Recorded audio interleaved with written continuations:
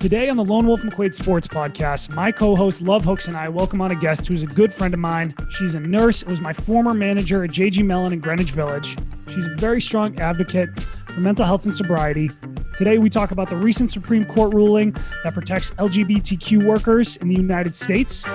She gives her firsthand experience of what it's like working up in Harlem as a nurse during the COVID-19 virus outbreak.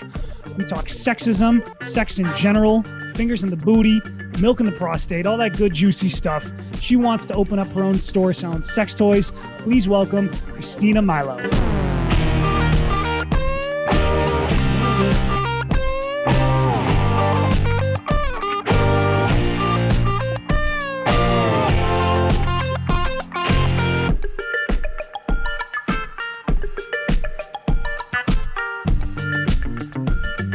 Yo, what's good?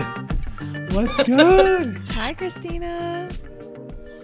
I miss those faces. Oh my God. Maybe this has been a long time coming and we're going to cover a lot of stuff. Fuck yeah, dude. Fuck yeah. Yo, it's good to see you. You look good. Thank you. Yeah, you look amazing. Yo, the last time I saw you, you stopped by JG Melon and I was like fucking like running off like 3 hours of sleep. And I was like, Kristina. That's actually how I feel today. My guy ended up spending the night last night and he wakes up at like 5:30 for work. So I'm like functioning on 3.5. So I'm really happy that you said something about spirituality, because I feel like that's one thing that we disconnect on, because I'm so spiritual, and to me, my spirituality is like it's who I am. It's a huge part of who I am, and it's something I can't disconnect from. And if you don't align with someone spiritually, it's like it can't work. It doesn't work. And Taylor and I were talking about all of the things we want to talk about with you, and spirituality is like top on the list for me. Oh yeah. Okay. Yeah, I'm sorry. Go on. No. That's exactly the relationship I'm in. You know, he's not spiritual whatsoever. And the little joke is, you know, I'm just going to come along for that hippy dippy ride, you know, because anybody who's spiritual is a hippie. Yeah. And, you know, but it's beautiful to see that the only way you can pass it on is just be your true authentic self. If that's who you are, that's who you are. If people are going to align with that, they'll level up. Not that it's bad. Like people are at where they're at, you know. People move at different paces. I think that I've sort of like aligned a lot of, you know, what she's coming in, but like there are some parts I'm not ready to make that leap yet. She goes like ham with this shit. And like I'm like fucking taking my steps, and I'm totally different person than I was a year ago when we did a podcast on mental health and wellness. But like it's like she's fucking up here and I'm like coming doing this, you know? But it's appreciation of the process, though. Like everybody moves at their own pace, and we recognize that. So yeah, dude, I think the reason that like I originally wanted to I've been trying to get you on this show for a long time, and I'm really glad that we're finally able to like sit down and talk about some of this stuff, because I feel like you and me met about 4 years ago. You were my manager at JG Melon, and I was actually coming off a really bad weekend where I had gone out. I was in a really bad space mentally. I went out and got so fucked up. And then I decided right before I met you that I was going to take that first summer off from any drugs and alcohol. I was going to be sober. And it's like, you kind of just popped up. And I was like, I met you at a very interesting time. Yeah. And as I've gotten to know you a little bit, you are someone who is, you know, I'll let you kind of maybe I should let you describe. So do you want to give a little intro about, you know, who you are and sort of your history with mental health and wellness and sort of your spirituality, or, you know, I'll let you do that. Okay, absolutely. Yeah. So, and you know, Taylor, I'm very open. And I think it's really important because, like I said, the only way you can pass it along is to keep people informed, because there is such a stigma still on mental health and addiction and whatnot. And as you know, that's something that I had struggled with. You know, I started drinking and using at 13, and I finally got sober at 31. And when I went into AA, God willing, next month will be 8 years. Yay! Congrats. Thank you. And a big thing when you come into the rooms, I mean, I was so desperate and broken. I was just this shell of a person, just existing through life. Like, I remember waking up because it was heroin that brought me down. And I remember waking up every morning, my eyes wouldn't be open yet. And I'd be like, God, again, like again, wanting to die, but not having the balls to do it. You know what I'm saying? So I got to that point where I remember, like, it was clear as I was waiting for a dealer. He was super late. They always say 20 minutes. It was like 2 hours. I was sick and I had tried everything, cold turkey, just everything. And I remember that moment of God help me. And I just like felt it. I felt it in that moment.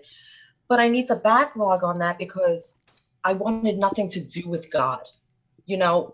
Whenever I had heard spirituality, I automatically tied it to religion. Yeah. And I was brought up very strict Roman Catholic. I went to Catholic school my whole life. And the basis of God that I was raised on, like, I'll give an example. I was in 5th grade, and instead of having lunch with my classmates every day, I would go into the church and go to confession every day.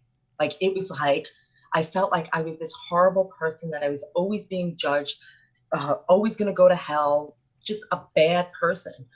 And I couldn't connect with that. I had suffered a lot of trauma when I was younger, sexual, physical, mental, and I just wasn't built with a toolbox to cope with that stuff. So drugs and alcohol saved my life for a long time until it tried to kill me.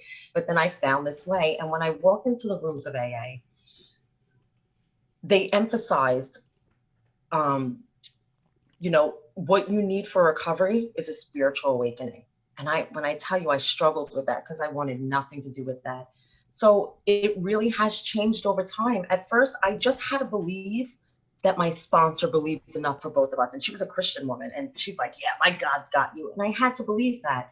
Once I got into meditation, it became like connection to the universe, energy, like just this universal thread that connects everyone and everything. And at its center is love. And that's what I needed, because I hated myself when I got sober. The things I did, all the shame, and this spirituality, it's awesome. I just have to say, it's awesome. Like, I meditate every day. I don't miss a day in terms of recovery. And, this COVID is a blessing in a way, because all the meetings are on Zoom right now. And I wish I was one of those people that I put down drugs and alcohol and all is well, because there are people like that in AA. But for me, money cropped up, food cropped up. I'm in like 4 programs right now, working steps in all of them. And I used to be like, oh, woe is me. Like, why another thing? Why another program? But now what I believe in my soul and love, I think you can get on board with this. We're light workers. Like, we go through these things to show people that no matter what, you can recover. You can be okay.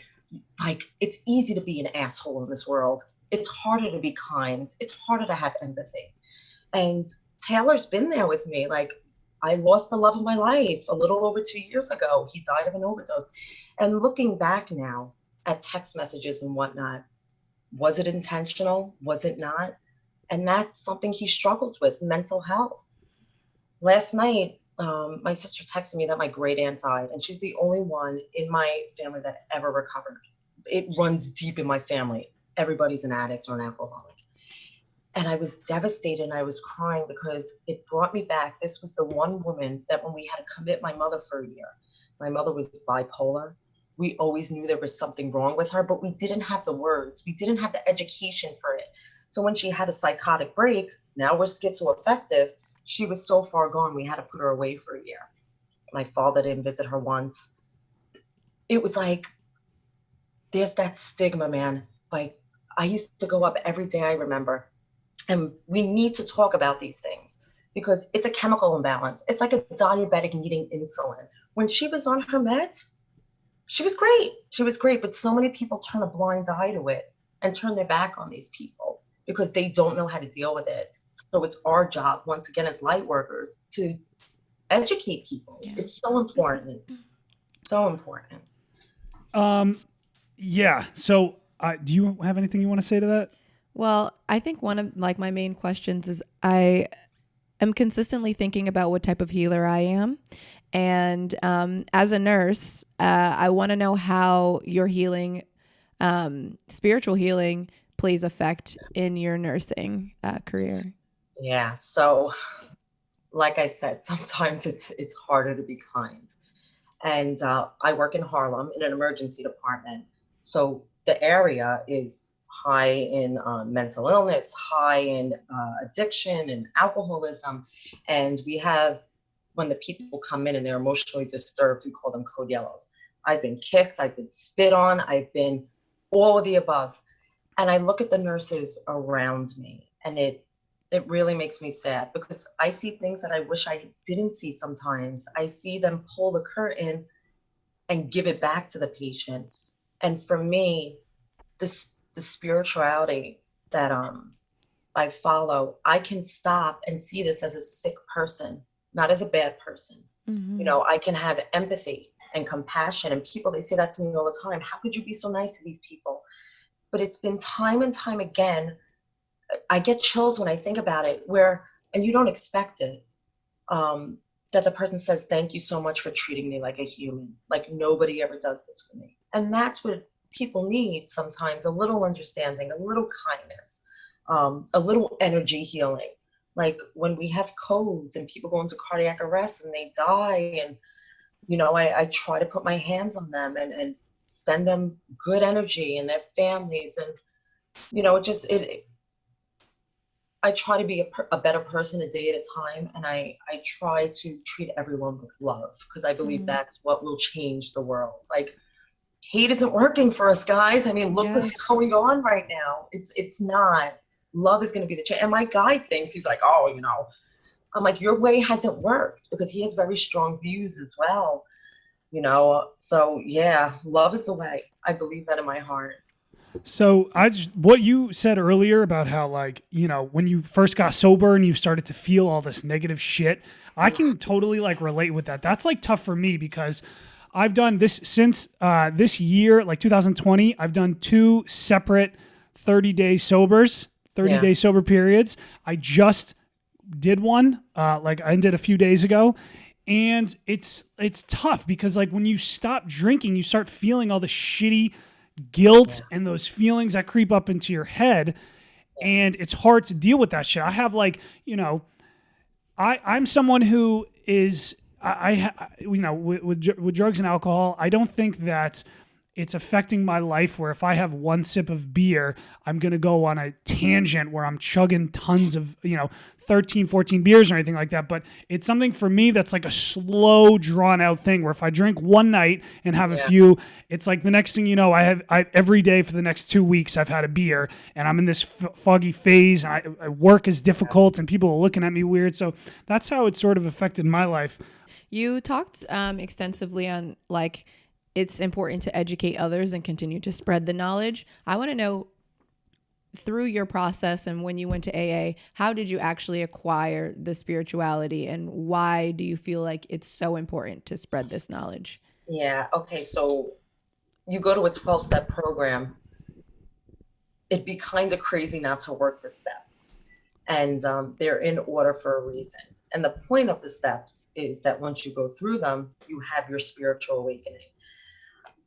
When I tell you there wasn't a second, like I could not go, and Taylor knows, I put myself away for a year because I was so far gone. I could have gone home to my ex, but like I knew I needed more. So if they would have told me to stand on my head, I would have done it. The obsession was so great for me. I remember I had gotten sober in the summer and I couldn't look at I was wearing long sleeves because I couldn't look at my arms. It was a trigger.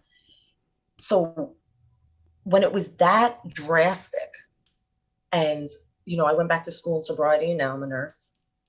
I work with narcotics all day. Like, I never thought I could work in a restaurant again when I was a manager. Like, I remember tapping the kegs, and sometimes they would spray, and like my first reaction is to run to the sink and like wash my mouth out, because I feel that hole inside me, you know, that emptiness. That's what addiction is. You have to fill that hole.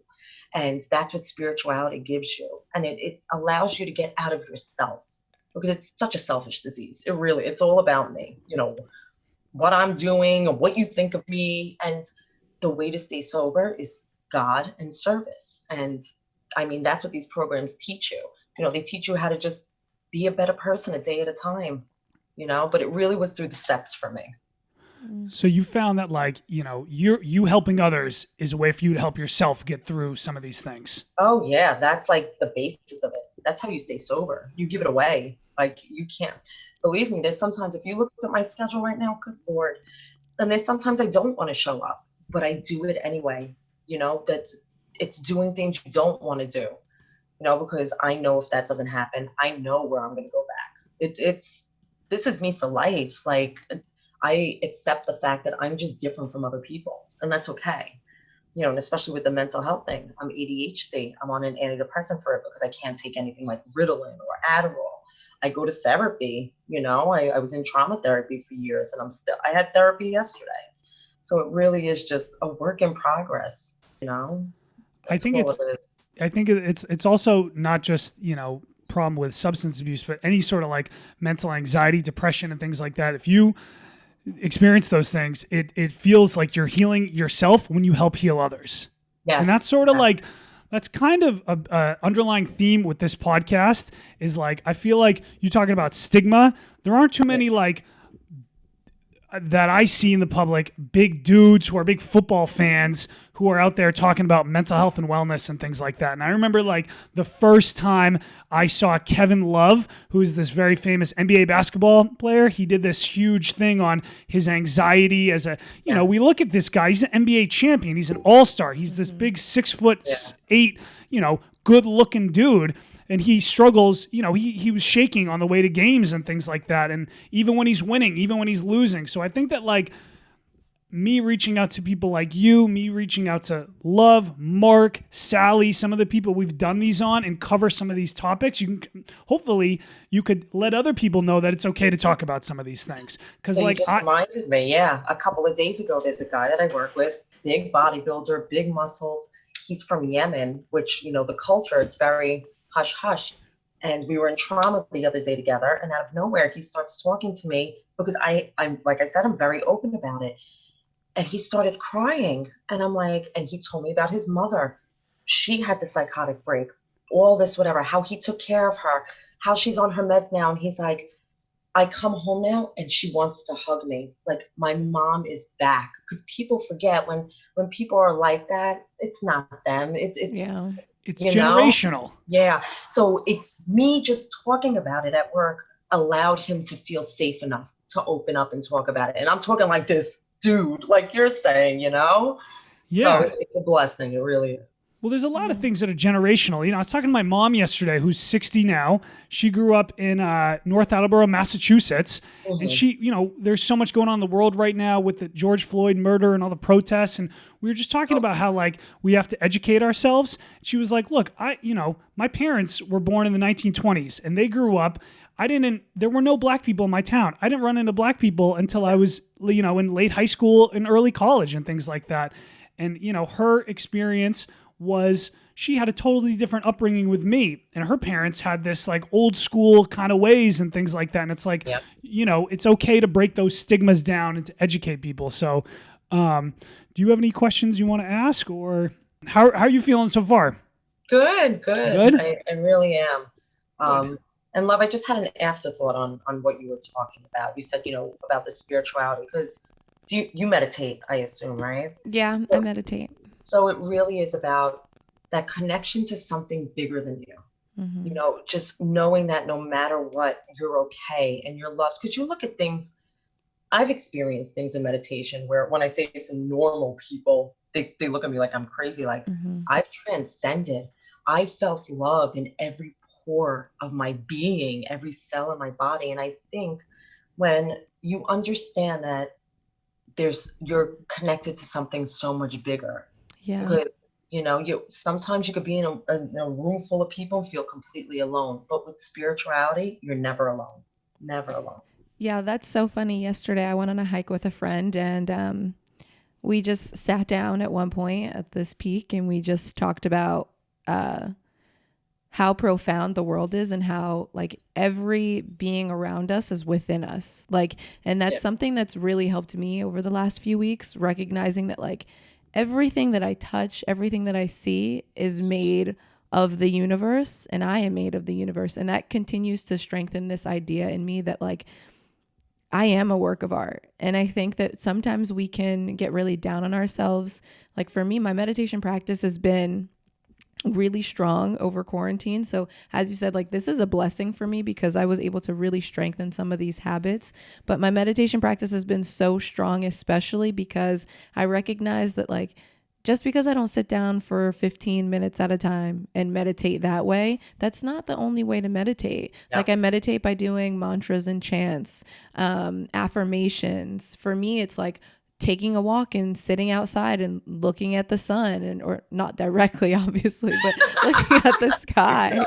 But, Taylor has expressed those things too. And at first, when we first started to date, I'm like, well, you should possibly meditate. And then he's kind of made me realize that meditation is different for everyone. And he meditates, you confirm or deny if this is correct, but he needs to go for a walk with the dogs. Like in order to clear his mind, in order to think properly, he needs to go for a walk. He likes to be in the woods. And I think through all of this and by having clear discussions, the number one thing that you keep emphasizing is like talk, be willing to talk and be open and honest about things. And I think that's what leads everyone to continue to progress, because now that I know that Taylor does things differently, I'm like, oh, wow, maybe I was being very closed-minded about something. And now I'm able to expand my thinking. So spirituality, I think, is through spreading a philosophy. And that's something that I learned during college and I can't get over, but it's just having a conversation and be willing to actively listen to others in order to have a strengthened conversation, at least. Yeah, absolutely. I totally agree with you. It looks different. Everybody's journey is different. And even if when you speak your truth, that people don't react the way that you, because like sometimes you just want to shake them and be like, it could be so good. You don't know what you're missing. But at least maybe you planted the seed that later on down the line, something will click. You know? Yo, I think you planted some serious seeds at JG Melon, dead ass. Like you could feel the effect of you even after you left with like Marie, Jorge, Tony, all those people, you know, so I just want to say that. But one thing that I'm trying to work on is like my breathing, because I feel like you can do that if you're about to enter a stressful meeting or even when you're inside a meeting or you're doing something. Like I had my first work meeting yesterday. I'm about to go back to work and they called everybody in and I was like, oh man, I really don't want to show up to work. It's been like these, I showed up, I was breathing fine. Everything was fine. I'm having a great meeting. And then all of a sudden they started saying, all right, we're open this week. We're going to need everybody went back. And I instantly just like changed and everyone could like see me and everyone starts looking at me. And I was just like, fuck, man. Like I need to like, when I have anxiety in my head, especially about going back to work, I need to focus on like, okay, take deep breaths. It's okay. You're the realization this vacation is over and the world starts again. Breathe through this shit. Let that calm you. So that's something that I'm personally working on in terms of like meditation, because you can meditate even in the middle of a podcast or a conversation and things like that. It's not about when you're alone out on a beach with you know music playing and shit like that. So you can do it whenever. I do want to share a resource, a book that I have been reading, and it's taking me some time because it's such a strengthening book for my practice, but it's called Emotional Detox, the 7 Steps to Joy. And no exaggeration, they have like very clear steps on how to activate joy in your own life. And there's this thing called the stress tap. And whenever you're feeling like overwhelmed or you're like you have fear within you, you turn your hand over and you just tap in between your wrist and your pinky for 30 seconds with your middle finger and your pointer finger, and you just tap for 30 to 60 seconds. And I've done it and I've seen the way that I respond afterwards, and they give tons of tools in this book. And I think everyone needs to learn how to harness their emotions to work for them and not against them. And I think that this is one of those times, right? Anxiety is just a form of fear. And if you can harness that fear to work for you instead of against you, you can really respond to all stimuli a little differently. So if you ever get the chance, definitely check out the book. What's it called? Emotional Detox. Oh yeah, she's been reading that. Like it's like Yeah. I'm taking the when I book first started going to therapy, we used to do tapping meditation, and you start the session with a feeling, and by the end of it, and I'm talking like maybe 3 minutes later, you can't even like focus on the feeling. Like it's out of your brain. It's insane because, and I did it right before this. I was nervous about this. I meditated before we came on. I was like, breathe in God, breathe out anxiety. Breathe in God, breathe out worry, self-righteousness, grandiosity, like all these defects of character that we experience as human beings, because you always want to put on your best face. But that's happening. It grounds you. It brings you back into the present, because anxiety just wants to take you on a trip, man. I know, it sucks. Yes. No, we did some breathing exercises before this too. That's a new thing to me. Mm-hmm. Yeah, we've been taking our deep breaths, and we've been really focusing on being present, at least, because I realized that like a large part of my life I've spent like in my brain, and that means that I'm not present and really acknowledging what someone is saying, and I'm not actively listening, or I think that I am, but I'm already like, I feel like in a lot of conversations, people have a conversation in order to respond or listen to respond instead of actively listening. As I'm like fucking fiddling with everything over here. Sorry. Yeah. Sorry. But it's something that like I'm starting to recognize. And we have this amazing quote that we found when we went to San Diego last year to go visit a school that I'm interested in going to at our Airbnb host house. And it said, self-awareness equals active listening. Active listening equals self-realization. Self-realization equals self-actualization. And over this course of this year, we continue to ground ourselves in that quote. And like, whenever we say something, I'll look at the board and I'll be like, look, self-awareness, we're being self-aware. And like, I think that can play parts in every single platform, in every environment you're in, just because if you're not self-aware, then you're not really present. Like, I noticed that in myself. I'm in my head instead of being present and having a conversation with someone. So then I can't genuinely realize things about myself, and I can't actually be the person that I want to be.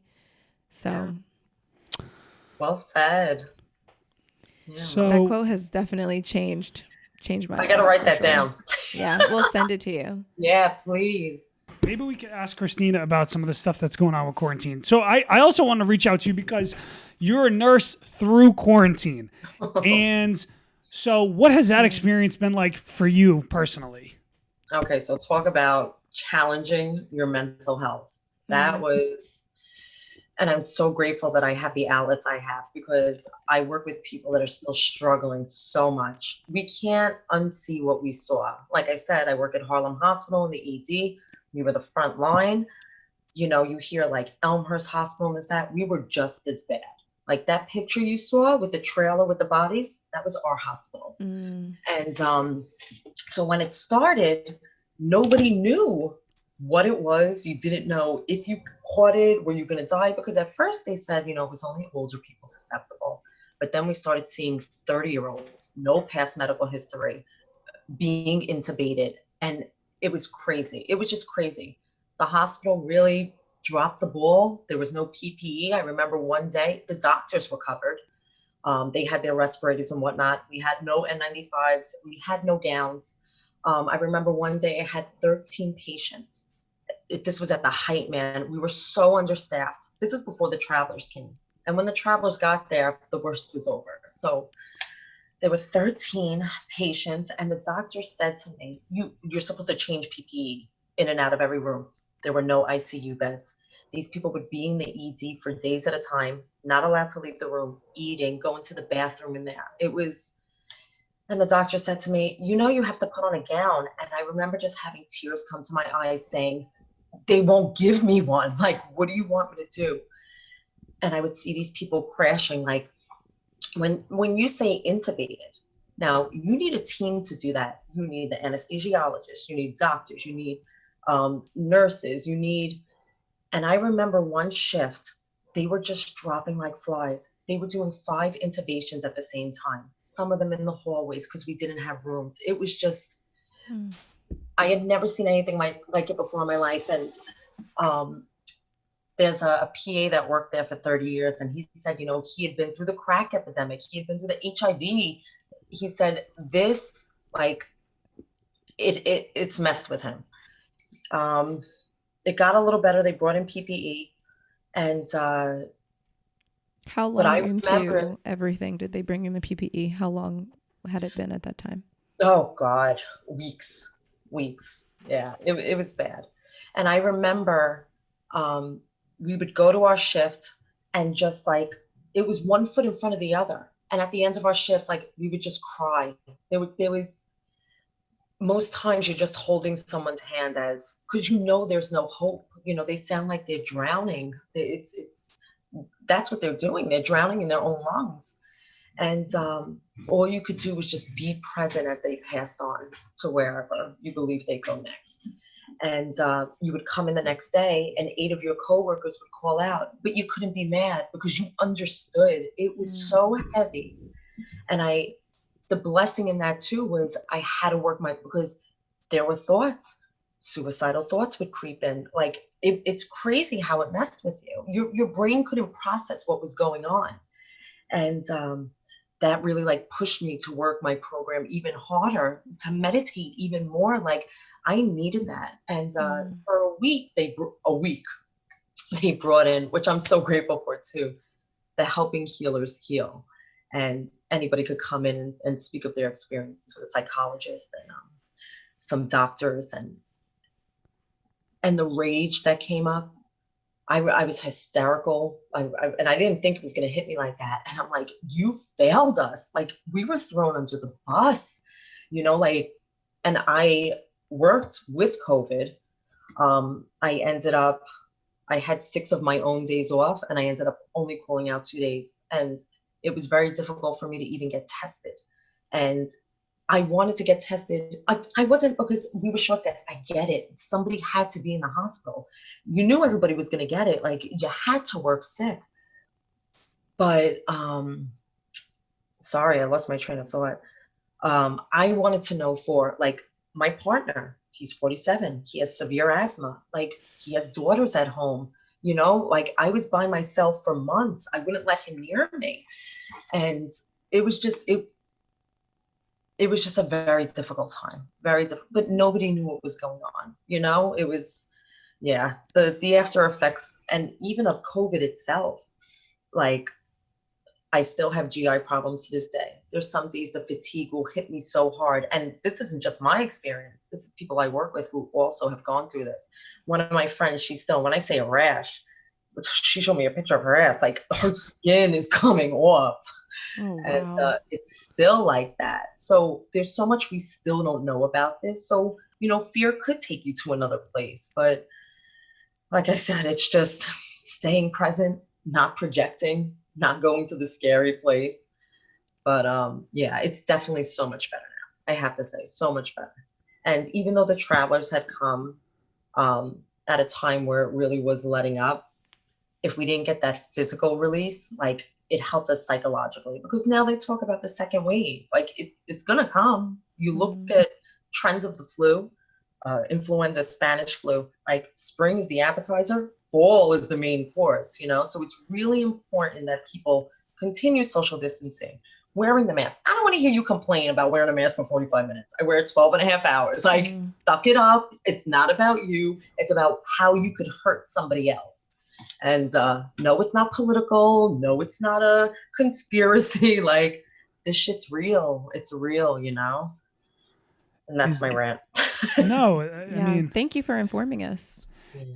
My question for you and a lot of people is, like, is there some sort of, silver lining in terms of how you're going to view life after this pandemic? Have you gained, is there some sort of appreciation that you can gain from going through this experience?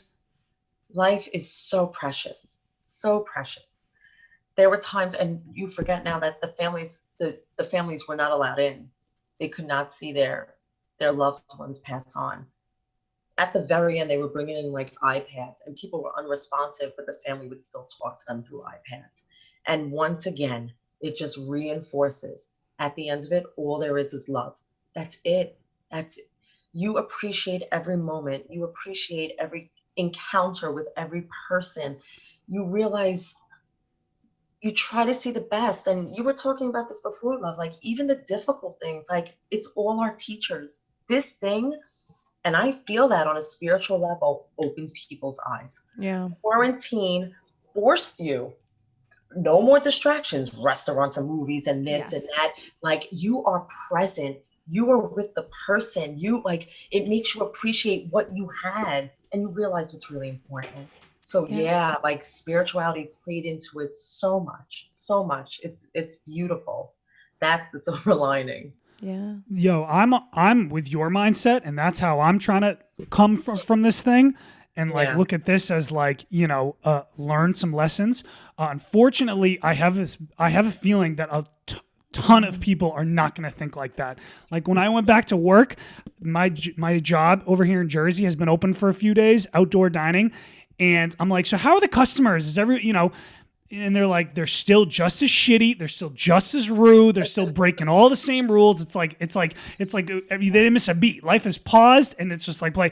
And I'm just like, fuck, dude. I wish like, that's okay. And not everybody's going to think that way. I'm trying to think that way too. And like, you know, I've realized through this, I think when this thing first hit and I'm like, well, I don't have to get up for a job anymore. We can just like buy a bottle of wine and drink a bunch of alcohol. And like, I quickly learned that like, that is not how I'm going to go through this period. I'm going to be like I'm going to come out of this thing mentally and physically stronger than when I went in. And it's sort of making me realize that like, if I want to be successful in life, I might have to give up alcohol. And I don't know if I'm at that point where I can do it, but I'm just trying to go. I told Love the other day, like, I'm just going to do day by day and like see where it goes and try to have appreciation and gratitude for every day that going forward. Because, you know, there were times where I was like, what if society doesn't open back up and we just continue this thing and unemployment runs out and I don't have a fucking job and like, I can't pay rent and all, you know what I mean? Like that was a possibility at one point.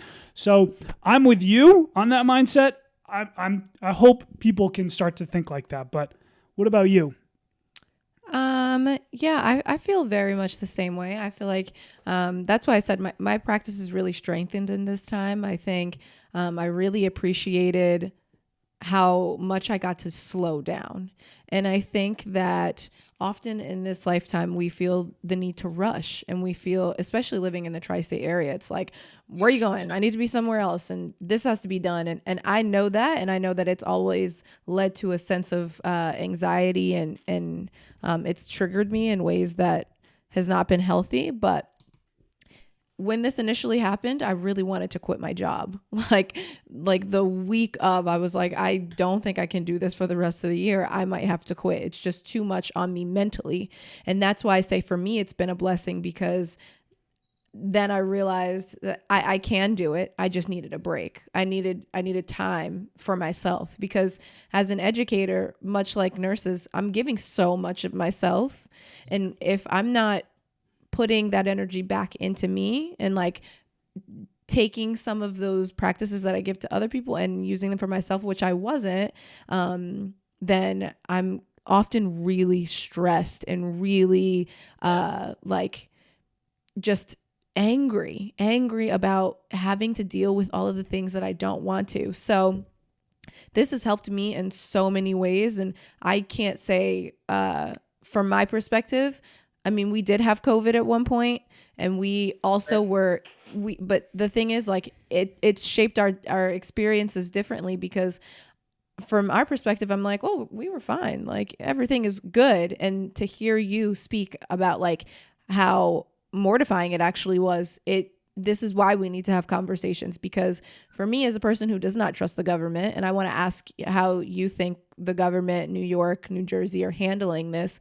But for me, I really didn't even want to go get tested, because I don't want the government to know that I have it and then they're going to track me and like just paranoid. That was a big thing. That was a huge thing when this started. He wanted to go get tested, and I was like, go ahead and go get tested. Be my guest. I'm not going. I already know I have it. I don't care. Like, I feel it. I know that it's here. I know that I have it. And we confirmed it by Taylor woke up for a few days, maybe even a week or so, saying like, I really can't smell anything and I really can't taste anything. And I was like, and then the morning he woke up to get tested, there was new like release of symptoms that were not known before. And I was like, okay, so like I said, we have it. You can go get tested if you want, but I'm not going. And I think that led to me being almost really biased towards the way that this is played out. And that's why I'm very happy that you're sharing your perspective on this and what was really happening. And I would really like to hear how you feel the government and like just all of our representatives and officials are handling this situation, especially since you know that there's going to be a second wave. Yeah.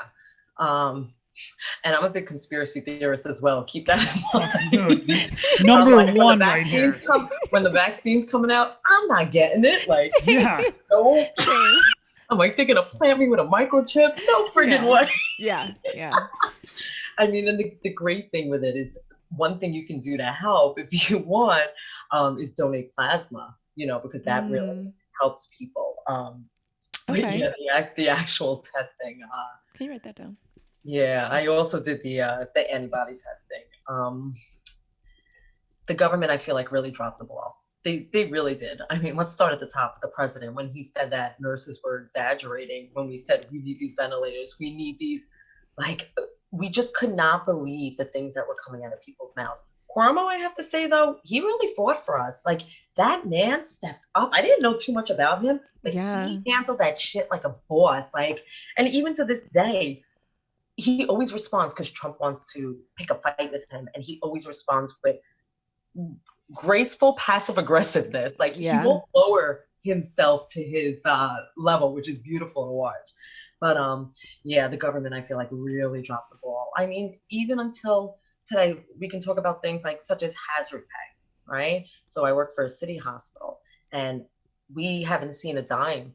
Private hospitals got $2,500 extra bucks, $125 an hour, free vacations. What? And oh yeah, and this is nothing against ShopRite or McDonald's, but even they were getting $2 more an hour. We got nothing. And one of my coworkers actually had it, and he was intubated for 3 weeks. And so you saw all this stuff play out, and it was too little, too late. That's what it is. Like, yeah, they got the PPE. But they were warned of this, they were warned by China, by Italy, and he just chose to turn a blind eye. A lot of this could have been prevented. It really could have. So I pray in my heart of hearts that when the second wave does come, that they'll step up and do better. Like, just do better. Should just admit, okay, we made a mistake. I'll do better, because but definitely, honestly, I wouldn't get the vaccine. That's just for me. Yeah, that's already number one on my list. I'm like, I don't get any vaccines. I don't trust, because first of all, I don't know half of the ingredients. No, 95% of the ingredients they put in these vaccines. And to me, it's like my body, I feel like is very sacred. This is I own this, this art. And I don't want someone to force me into doing things with my body. And as a Black woman, I 100% don't trust the government, because they've done such heinous things to my people alone that it's like, that doesn't work for me. So a lot of people who are pro-vaccine, I'm like, that's great for you. I don't want to be judgmental, but like, there's no way in hell I would ever voluntarily do that. Yeah. And why was a vaccine being produced by a man that Bill Gates, has no medical experience whatsoever? And yes, it's all about this. I tell you, it is all about the money. And you look, he had a vaccine back, I'm going to say 60s, 70s, whatever. And you saw the after effects, like the children were crippled, or like, how is this man having a say in what we do with our bodies? Like, people were questioning, the World Health Organization. That's the people you should listen to, not Bill Gates. I'm sorry. Yeah. I found out a few months ago that, we knew that all of these minerals and things that are in everything that we use, our computers, our vaccines, our medicines, our food, whatever, was being mined in Africa. I did not know that they were being mined by like 8-year-old children, and the children are getting either paid nothing or like 7 cents. And to me, that really hurts, that really, it disgusts me. It disgusts me. Large corporations genuinely disgust me. And now we've done a lot more research, and I'm recognizing that there's corruption literally everywhere you turn, that if we don't continue to inform ourselves or each other, we continue to make the rich richer, and we continue to emphasize or condone this negative, nasty behavior done by people. And as you said, like for me, the basis of everything that I do and every action that I want to complete for the rest of my life is based out of love. And if people who are like helping represent our country, who are helping fund different organizations, who are doing things that are supposed to be positive for our communities, are doing things that are harmful, that needs to be addressed. People have to inform themselves so that we can really dismantle that power. And as a collective, as a community, as all Americans, we need to gain that power, and we need to make sure things are done the right way and not the easy way. And you look at that, like you say, the government's supposed to be for the people. When they were funding, they weren't funding small businesses. They're funding Shake Shack and all these big corporations that funds presidential campaigns. Yep. Yeah. You know, they're the ones who are benefiting off of this. And like I was talking about hazard pay before, they had this HEROES bill, and the House passed it. And the Senate now is saying once it hits Trump's desk, it's dead on arrival. Like, this is for the people. Like, why are you making it so hard? Because they want that money to go to serve their best interests. You know, it's not about the people. Which is wild to me. They're so rich already. They're so rich. Like, what else do you need? Share the wealth. We can all prosper. But like, you look at things like with the protests right now, look how much has gotten accomplished in 20 something days, you know, peaceful. Like, it's these little changes. Like, I feel like people are awake right now. Like, we were just in this cocoon of distraction. Like, people are woke. Like, and I'm so excited about it, you know?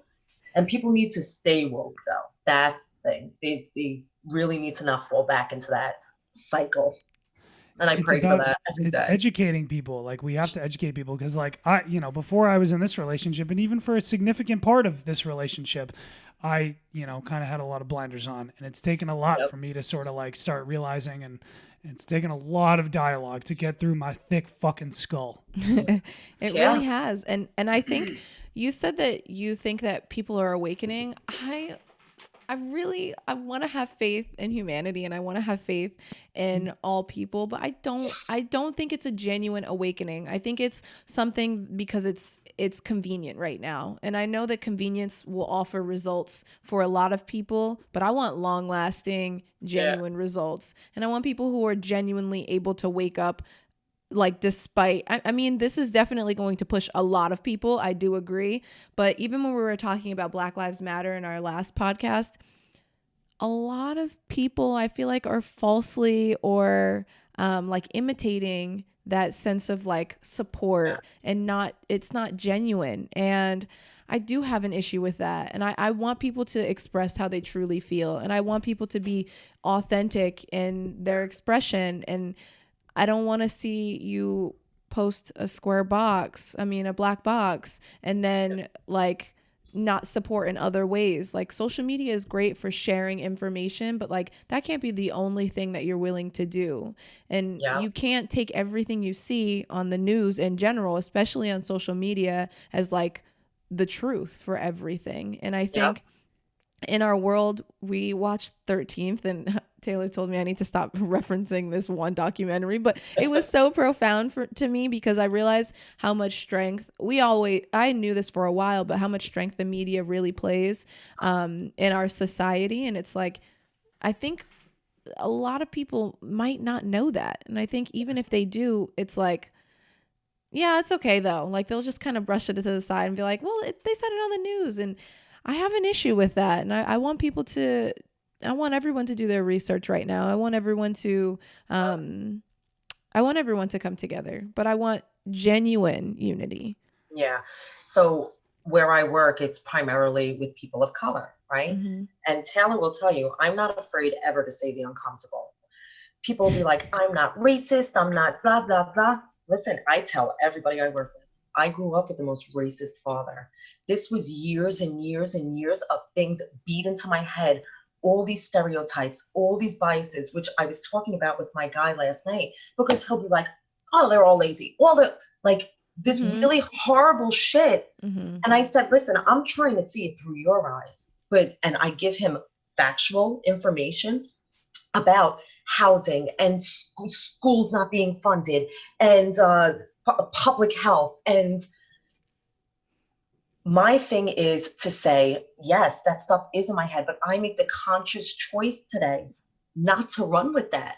I can't say that my head isn't filled with, but sometimes the thought will come. I mean, it's really breaking that, like you said, that generational conditioning. And for someone and he said that too. He's like, oh, look, I'm not racist. I'm like, but look at the things that are coming out of your mouth. Yeah. Yes, you are. You still have that in you.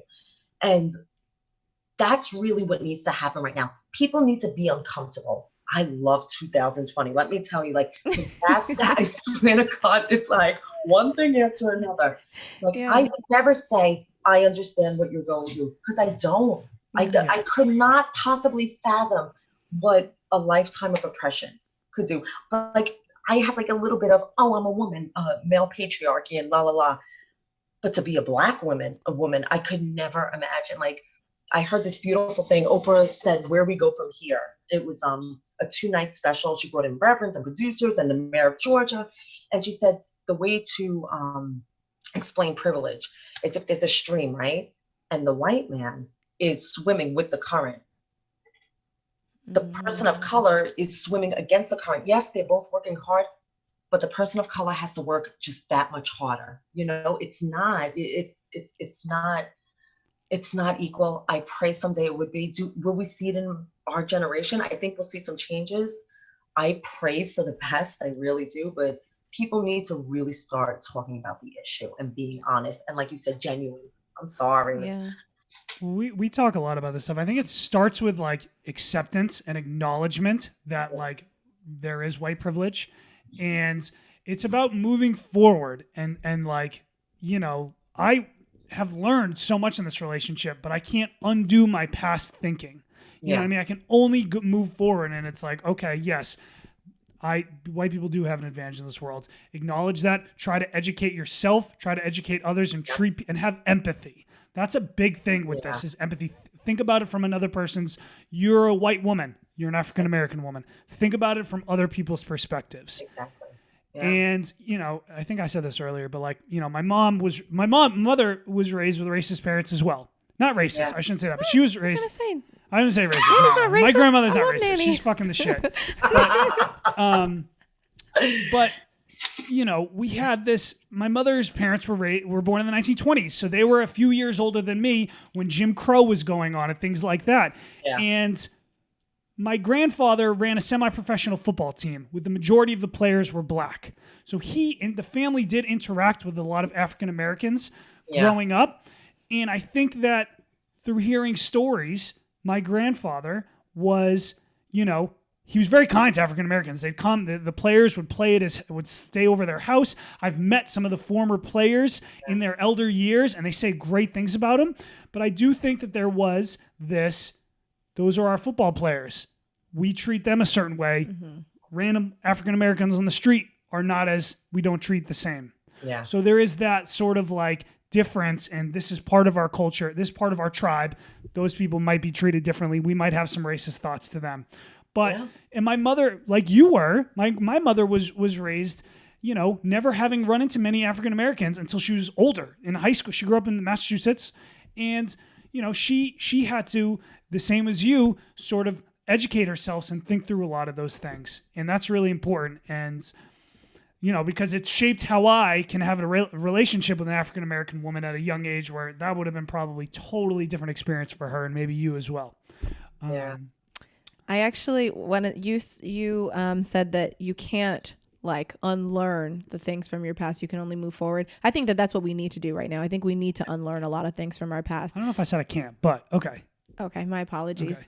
Okay. I think that we genuinely need to go into our vaults, our memories, and say like, this is why I love to read. I love to read, because I love reading things that offer a sense of a solution for my own life. And I read the 4 Agreements and the Mastery of Love, which are, definitely foundational in my practice. But the 4 Agreements, I realized there was a lot of things in this life that I really don't agree to. And I knew that there were things growing up. My dad, Black man, taught me hate for white people, genuine hate. I grew up in a white neighborhood, which was so odd because he'd be like, don't trust them, but you got to go to school with them. And that was so conflicting for me in my experience. At one point, he was very, very adamant about, if you bring home a white guy, I will disown you and you could never come into my house again. That's not the case. He's been very open and loving towards. It was the case for a short period of time. But to this day, right now, he is not like hateful. Him and Taylor have done podcasts together. He has opened his mind to things. But all of this is to say, like, you have to figure out genuinely what you agree to in this lifetime. And I noticed that there were things that my dad would say from a very young age I did not agree to. I did not agree that the white man was the devil. That was just like, I couldn't get, that didn't make sense to me because all human beings are great. Not everyone is the shittiest person in the world. Not all white men are the devil. Just some. Just most of us. Just like good and bad everywhere. Yeah, just like there are some like Black, Hispanic. There's devils in every race. Yeah. But I think that like reading has offered me such a solution for myself, and I couldn't emphasize this enough to like students. One of my students was like, you have a great book to read. We talked about the 4 Agreements. She read it, and it's like those are things that we need to influence. And I think we do have to, there's so much generational history. And we were talking about this a few days ago because we watched something and I told him, I think most people in this country are brainwashed, if we can just be honest. And that's why they think people who are spiritual are hippy dippy because we are thinking outside of the norm.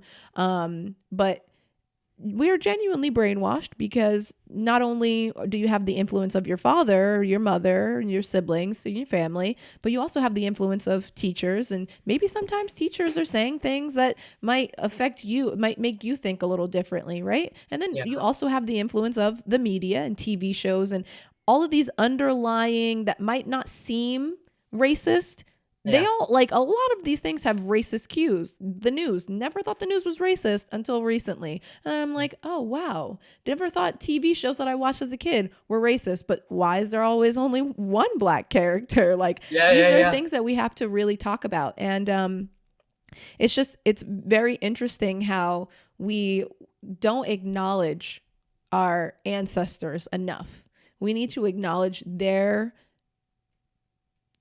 what's the word I'm thinking of? Their impact on who we are today. Yeah. My ancestors are very like impactful to who I am today because my dad listened to his dad talk about his grandfather being hung. So that will consistently play a part in our history. My dad is biased towards white people, and I find that bias towards white people for a very similar reason. Those are things that we need to continue to address, and we need to be self-aware so we can actively listen. And we can be our real selves and be our actual selves. So I think that this always kind of ties back together, but we do need to do a lot of that, like deep digging in our roots and our history. Like my father, he kicked my niece and nephews are biracial, and he kicked my sister out when she became pregnant at 17. I remember you telling me that. For years. Yeah, later on down the line, he had a relationship with the kids, but like I said, like he turned his back on his own blood because of what he was conditioned. So that shit runs deep, deep. Like I can go back further and further and see it in my family history. And like you said, like just be authentic. Just talk about it, acknowledge it, say to people, don't dismiss it. I see your pain. I'm sorry. Let's do better. Like what can we do now to make it better? Yeah, it's exhausting sometimes. Oh my gosh, emotionally exhausting. Yeah. Like I can't talk about this all day. I can't think about this all day. And I think like it's good to have the conversations, but boundaries, obviously, always set those boundaries where you're like, I mean, like we will see things on Instagram and I'm like, okay, I need a break. Like I'll delete it for a few days or I'll delete it for some hours, but like I need a break from this because it is very overwhelming. And these are things that I find emotionally are not always conducive to my health and are a little toxic sometimes.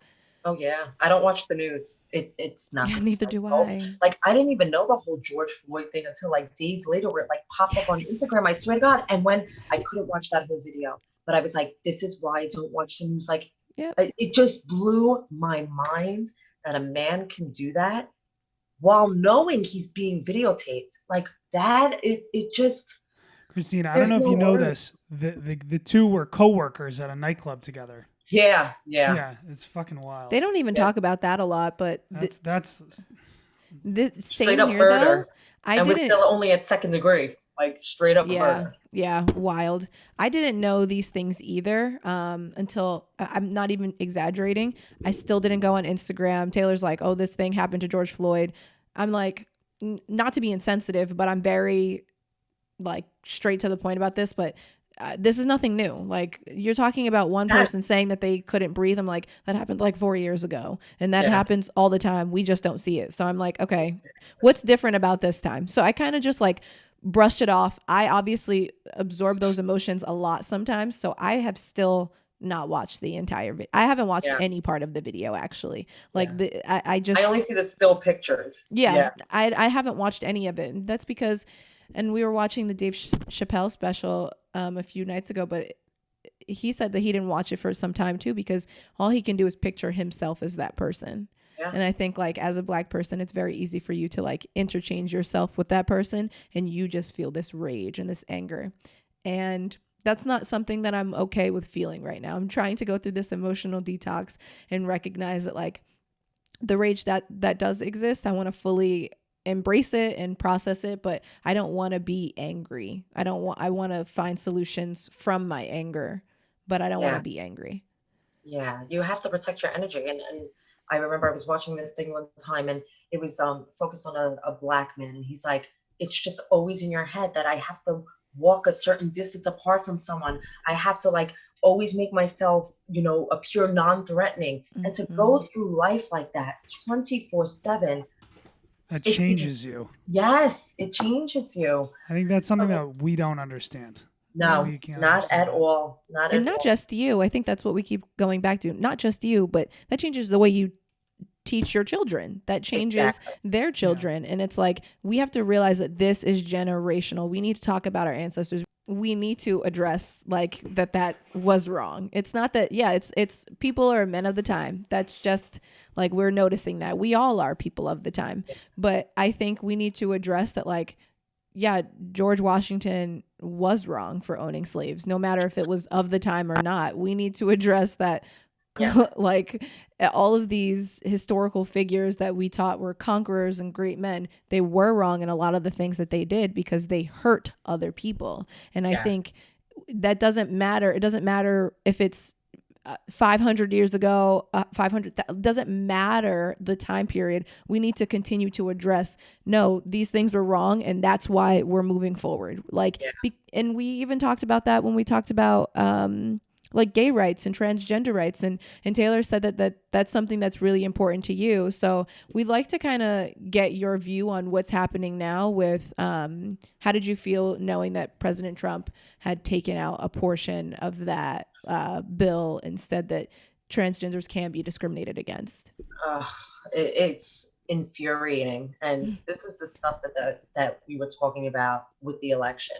I remember the morning after that election, it was me, Marie, Jaime, and Brett, and Allie, and we were all crying because it was the girl who had two lesbian mothers.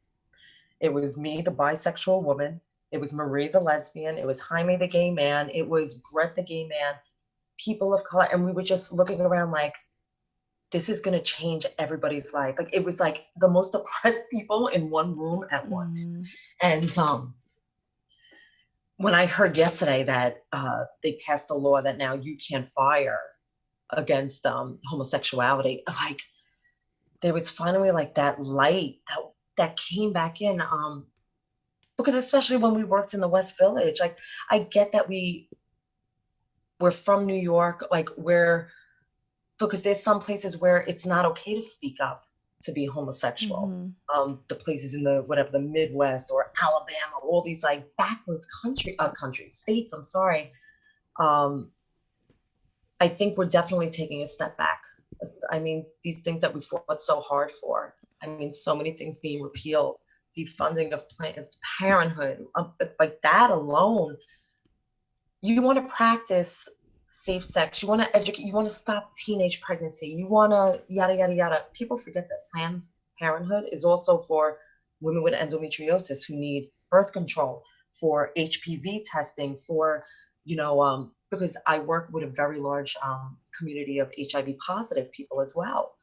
And if they just had the resources, you're taking away these resources, this education, and essentially their rights. I mean, they wanted to take back Roe versus Wade. Like, are you kidding me? It's just, I fear for this country. I really do. I try not to get so down. I want to believe that positive change is going to happen, but I think it's one of the most difficult things to be homosexual in this country. People like to act like they're open-minded, but they're really not. Like, that's another thing that plays into it. My father was severely homosexual. It's once again this conditioning. And once again, the thing that's going to change it is speak about it. Let's get uncomfortable. Like, let's talk about the real issue at hand. Let's vote this motherfucker out. I'm sorry, it's my first F word. Like, and that's you're no stranger to the F word, my friend. Yeah, like, you got to make a change. Like, voting, register to fucking vote. Like, we have a chance right now to make an impact, to turn this around again. I mean, I don't know. I really don't know what to say on that. It's another issue that just, like, it hurts my core. It really does. Well, that's why I wanted to talk to you, because you are such an avid person in the like LGBTQ movements and LGBTQ. I don't know how to say. I gotta memorize that. Let's say it together. You can swear. We can swear, by the way, like fuck, shit, cock, balls, like whatever. It's okay. But no, man, like that's why, because like I know you would be a good person to talk about, and I think that like there was, I haven't followed too specifically, but I think there was a few days ago the Supreme Court ruled that you can't, something where based on you have to be labeled male or female in order to get certain surgeries or discriminated or something. And then yesterday, they vetoed that, or they made it okay. So what exactly happened? No, they vetoed that. They vetoed it. Okay. Yeah. I also believe, thank God for the Supreme Court. Thank God we have like people fighting for us in there. What was it? It was 6-3, right? But yeah, that's another community that I work with. Huge transgender community. And, our hospital is very forward thinking, like we have, which pronouns do you want to use? But once again, unfortunately, not everybody is like that, you know. And transgender, I feel like, are even more discriminated against than the homosexual community. What was the question? I'm sorry. I don't know. That's okay. You can just rant.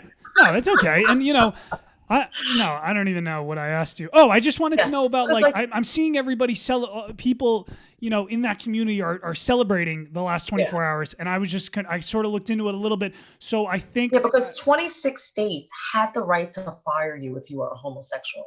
26 what? States. Yes. Wild. So wild. That's what they repealed. Like, now you're protected. You cannot fire against your sexual orientation. And to think like America was supposed to be the most forward-thinking country, like the most industrialized country, like 26 states. That's insanity. That's wild. Yeah, it's insanity. Now, I'm not gay, but a finger in the booty never hurt nobody. So now you'll speak in my language, which goes into the business that I'm opening. Yeah. Business? I want to hear about this. So what are you doing? This is another thing too. Sexuality, there's a whole nother stigma on that, especially when it comes to women. You want the Madonna whore image. You want the virgin and then the whore in the bedroom. And I feel like sexuality isn't really based on a woman's pleasure. And a lot of women feel guilty for experiencing pleasure. And it's just crazy, like statistics, like 70% of women cannot identify their own anatomy. that is wild to me. Let's not forget, women have a clitoris. The only function of this organ is pleasure. Like, how fucking lucky are we? But once again, like, most women, they don't know how to please themselves. So me and my guy, we're always trying to, move forward. We're gonna open an adult toy business, but the vision is exciting. Yeah. So we bought the domain name last night, but the vision is to make it, like, at first it's to get up and running, but eventually make it very conscious and mindful, to do workshops, to, teach women that and men as well, I'm sorry, that sexuality is okay and should be celebrated and shouldn't have shame attached to it. And, once again, all these things that we're conditioned to believe. And so that's a very exciting part that's going to play into it. Butt play, here we come. Yeah, that would be nice. Taylor, open your mind a little bit, get some butt play in there. I mean, that was a joke, but I'm not really into that shit, but that's okay. And I think a lot of men aren't, and I've heard that the G-spot, you can correct me if I'm wrong, G-spot for men it's in the booty. It's in the booty. Prostate, yeah. Oh, okay. And it's crazy. It's like, a lot of guys don't want to explore that. And like, for me, I would love to explore things that are going to get me the most pleasure. And it's just it's all of this conditioned thinking, right? Yeah. Like, we think that like men don't do that, that's gay.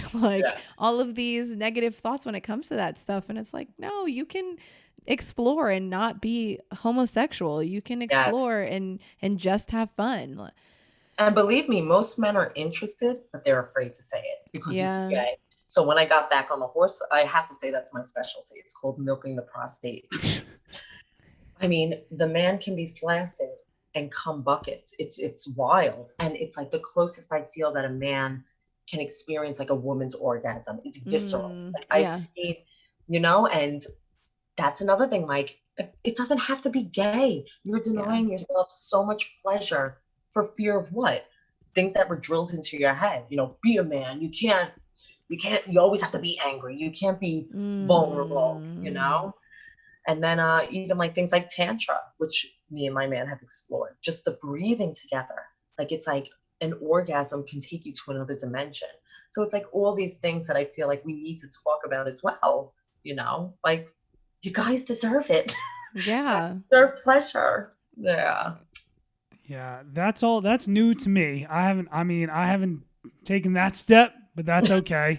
I just don't think that I don't think women should be shamed for wanting to like fuck and be open about talking about fucking and things like that. Like, I think it's like, I think there's obviously the stigma like that women are loose moraled or slutty if they sleep around with a lot of guys. But like, I know a lot of women who are very confident in themselves who just like to have sex, and there's nothing wrong with that. I think that we should be able to talk about this on here, and like, I don't fucking care if you're respecting yourself and you're doing things safe, you should be able to do whatever the fuck you want.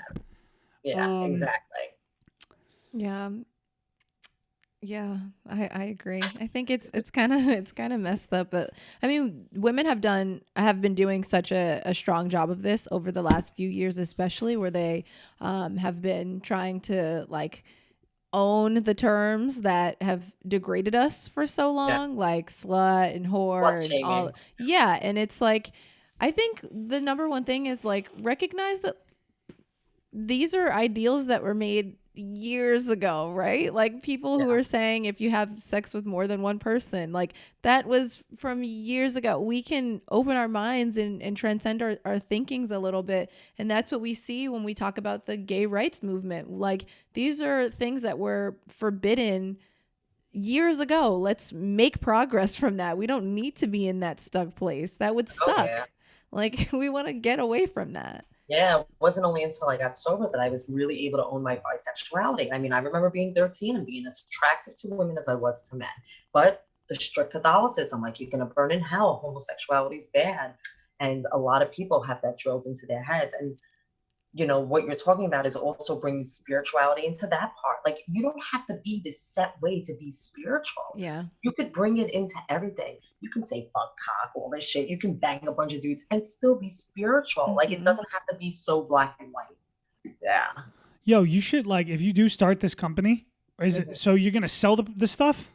We're going to sell the product Okay. originally, and then like we want to get into a YouTube channel, do workshops, do, you know, like I said, the tantra, bring the spirituality into it, bring the filth into it, bring the kink into it. You could do a podcast about that shit. It's not, this doesn't like to start this. It's very inexpensive. Yeah.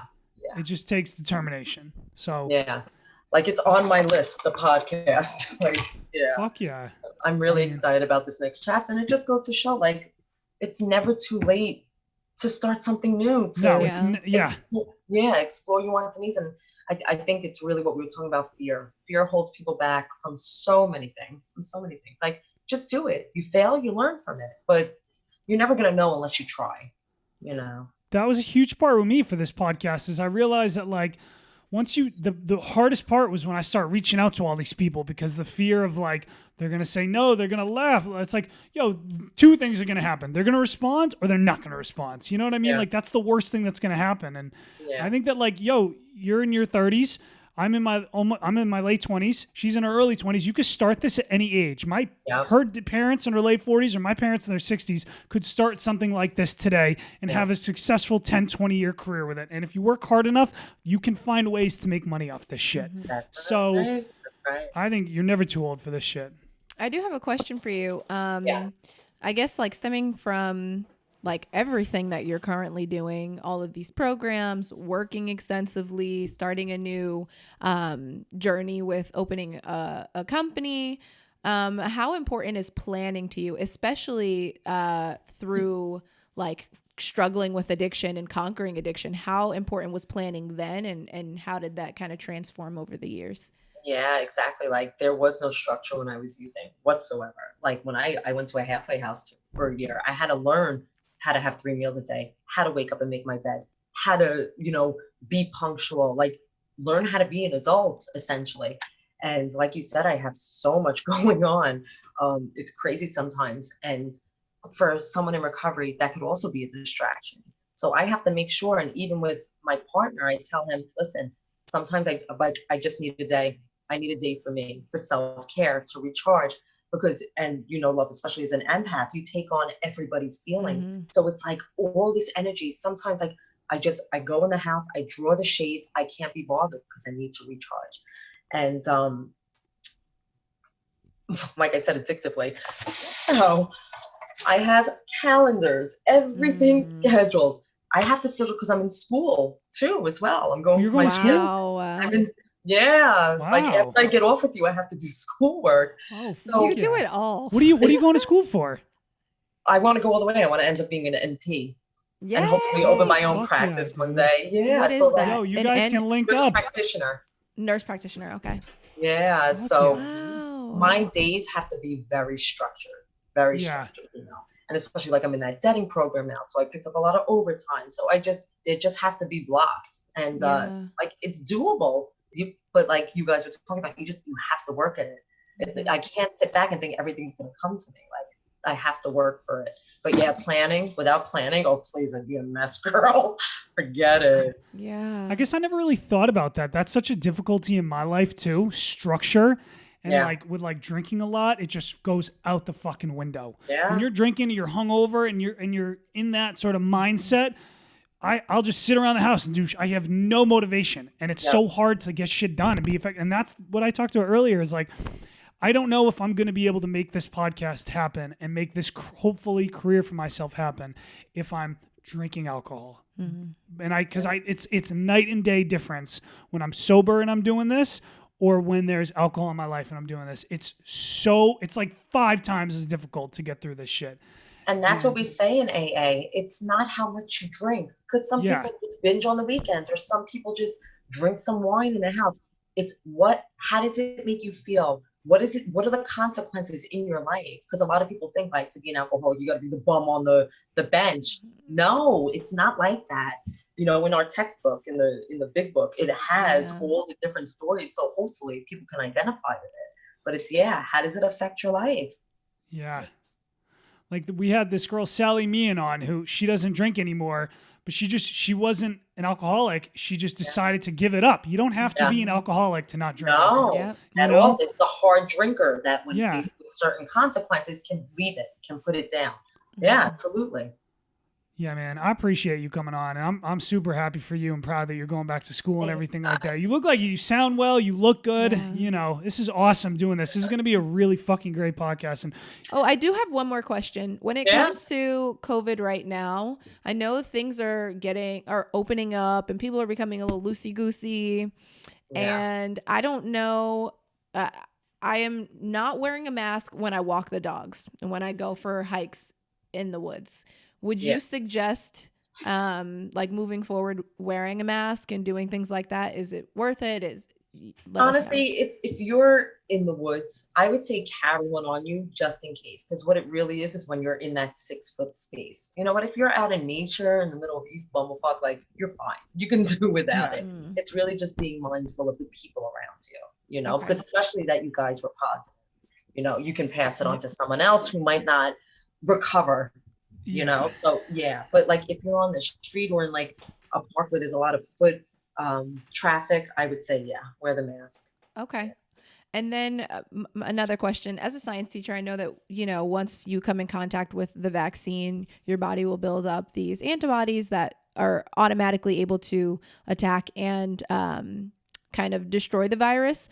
With this, is there enough information out already to let us know if I've already had it, will my body respond the same way that it does to any other virus it comes in contact with? Well, as far as I know, we don't even have a set vaccine yet. That's a big thing. It's something like, say it's like a flu shot.